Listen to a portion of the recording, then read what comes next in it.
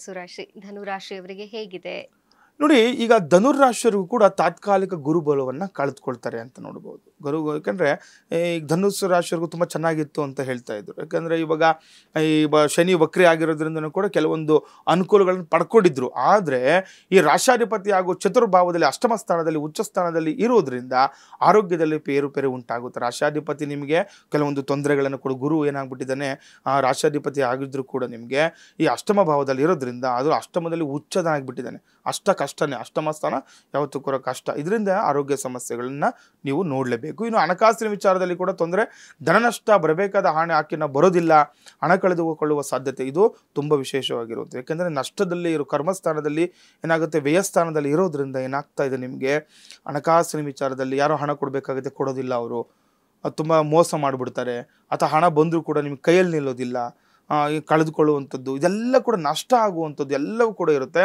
ಇದ್ರ ಜೊತೆ ತೃತೀಯದಲ್ಲಿ ರಾಹು ಇದ್ದು ತೃತೀಯ ಸ್ಥಾನಾಧಿಪತಿ ಶನಿ ವಕ್ರಿಯಾಗಿರೋದ್ರಿಂದ ಒಡ ಹುಟ್ಟಿದವರಿಗೆ ಅಷ್ಟು ಅಭಿವೃದ್ಧಿ ಇರೋದಿಲ್ಲ ಅಂತ ಹೇಳಿ ನೋಡಿ. ಯಾರಲ್ಲಿ ಇದೊಂದು ತುಂಬ ವಿಶೇಷವಾಗಿ ತಿಳ್ಕೊಳ್ಳಿ. ನೋಡಿ, ತೃತೀಯ ಸ್ಥಾನಾಧಿಪತಿ ನಿಮಗೆ ಈ ಶನಿ ವಕ್ರಿಯಾಗಿರೋದ್ರಿಂದ ಒಡ ಹುಟ್ಟಿದವ್ರ ಜೊತೆನೂ ಕೂಡ ಯಾರು ಅಣ್ಣ ತಮ್ಮಂದ್ರೆ ಅಕ್ಕ ತಂಗಿದ್ರೆ ಅಷ್ಟು ತುಂಬ ಚೆನ್ನಾಗಿರೋದಿಲ್ಲ, ಅಭಿವೃದ್ಧಿ ಇರೋದಿಲ್ಲ ನಿಮಗೆ, ಹಾಗೂ ತೊಂದರೆಗಳು ಕಾಣುವಂಥದ್ದು.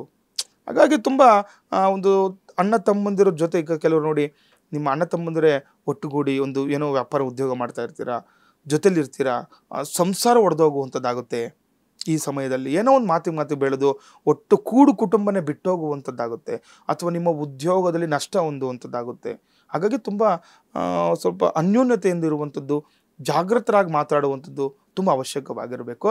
ಇನ್ನು ವಕ್ರ ಶನಿಯ ದೃಷ್ಟಿ ರಾಶಿ ಮೇಲೆ ಬೀಳ್ತಾ ಇರೋದ್ರಿಂದ ಎಲ್ಲ ಕೆಲಸ ಕಾರ್ಯಗಳು ವಿಳಂಬ ಆಗುತ್ತೆ ಅಂತ. ಯಾಕೆಂದರೆ ಈ ಶನಿ ಅಂತಂದರೆ ಸಾಮಾನ್ಯವಾಗಿ ಸಂಚಾರ ನಿಧಾನಗತಿಯಲ್ಲೇ ಇರುತ್ತೆ. ಹಾಗಾಗಿ ಈ ವಕ್ರ ಶನಿಯಿಂದ ಏನೇ ನೀವು ಕೆಲಸ ಕಾರ್ಯ ಅಂದ್ಕೊಂಡ್ರೂ ಕೂಡ ಅದು ಸ್ವಲ್ಪ ನಿಧಾನ ಆಗುವಂಥದ್ದಾಗುತ್ತೆ, ವಿಳಂಬ ಆಗುವಂಥದ್ದು. ಇನ್ನು ಪಿತೃಸ್ಥಾನಾಧಿಪತಿ ಪಿತೃಕಾರಕ ರವಿ ನೀಚ ಸ್ಥಾನದಲ್ಲಿ ಇದ್ದು ಕೇತು ಪಿತೃಸ್ಥಾನದಲ್ಲಿ ಇರೋದ್ರಿಂದ ತಂದೆಗೆ ಅಷ್ಟೊಂದು ಒಳ್ಳೆಯದಲ್ಲ. ನೋಡಿ, ತಂದೆ ಕಡೆ ಗಮನವನ್ನು ಕೊಡಬೇಕು ನೀವು ಧನುಸ್ಸು ರಾಶಿಯು ಅವಶ್ಯಕವಾಗಿ. ನೀವು ನೋಡ್ಬೋದು, ಯಾಕೆಂದರೆ ನಿಮ್ಮ ನಾವು ಸ್ಕ್ರೀನಲ್ಲಿ ಆಗ್ತಾ ಇದ್ದೀವಿ. ಯಾಕೆಂದರೆ ಒಂದು ಜನ್ಮ ಕುಂಡಲಿಯಲ್ಲಿ ಏನಾಗ್ತಾ ಇದೆ, ಈ ಪಿತೃಸ್ಥಾನಕ್ಕೆ ನಾವು ಸಾಮಾನ್ಯ ಪಿತೃಕಾರಕ ರವಿ ಅಂತ ಹೇಳ್ತೀವಿ. ರವಿ ಏನಾಗಿದ್ದಾನೆ ನೀಚ ಸ್ಥಾನದಲ್ಲಿದ್ದು, ಅದರಲ್ಲೂ ಕೇತು ಪಿತೃಸ್ಥಾನದಲ್ಲಿ ಇರೋದ್ರಿಂದ ತಂದೆಗೆ ಅಥವಾ ನಿಮ್ಮ ತಂದೆ ತಾಯಿಗಳಿರ್ತಾರೆ, ಅವ್ರಿಗೆ ಪಿತೃಗಳಿಗೆ ತೊಂದರೆಗಳಾಗುವಂಥದ್ದು, ಎಲ್ಲ ದೋಷಗಳನ್ನು ಅನುಭವಿಸಲೇಬೇಕು. ಮತ್ತು ಈ ತಂದೆ ಆಸ್ತಿ ವಿಚಾರದಲ್ಲಿ ತಂದೆ ಮಕ್ಕಳ ನಡುವೆ ವ್ಯಾಜ್ಯಗಳಾಗುವಂಥದ್ದು.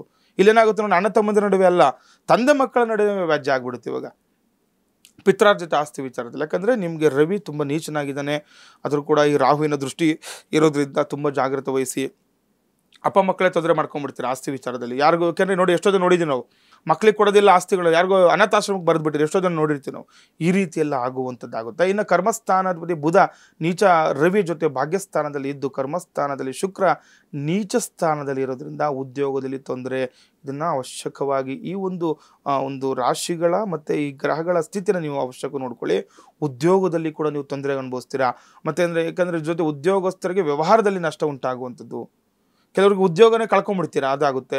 ಅಥವಾ ಯಾರು ಉದ್ಯೋಗ ಮಾಡ್ತಾ ಇರ್ತೀರ ಅಲ್ಲಿ ಒಂದು ವ್ಯವಹಾರ ಮಾಡುವಾಗ ನೋಡಿ, ಒಂದು ಉದ್ಯೋಗ ವ್ಯಾಪಾರ ಅಂತಂದರೆ ಒಂದು ವ್ಯವಹಾರಕ್ಕೆ ಇಟ್ಕೊಳ್ಬೇಕು ನೀವು, ಅದರಲ್ಲಿ ಏನೋ ಮೋಸ ಮಾಡಿಬಿಡ್ತಾರೆ, ನಿಮಗೆ ಆ ನಷ್ಟ ಉಂಟಾಗುವಂಥದ್ದೆಲ್ಲ ಆಗುತ್ತೆ. ಹಾಗಾಗಿ ತುಂಬ ಜಾಗ್ರತೆ ವಹಿಸೋರು ಕೂಡ ಧನುರಾಶಿಯವರು ಈ ವಿಚಾರಗಳಲ್ಲಿ, ಉದ್ಯೋಗದ ವಿಚಾರದಲ್ಲಿ, ಅಪ್ಪ ಮಕ್ಕಳ ವಿಚಾರದಲ್ಲಿ, ಇದೆಲ್ಲವೂ ಕೂಡ ನೀವು ನೋಡ್ಕೊಳ್ಳೋದು ತುಂಬ ಅವಶ್ಯಕವಾಗಿರುತ್ತೆ.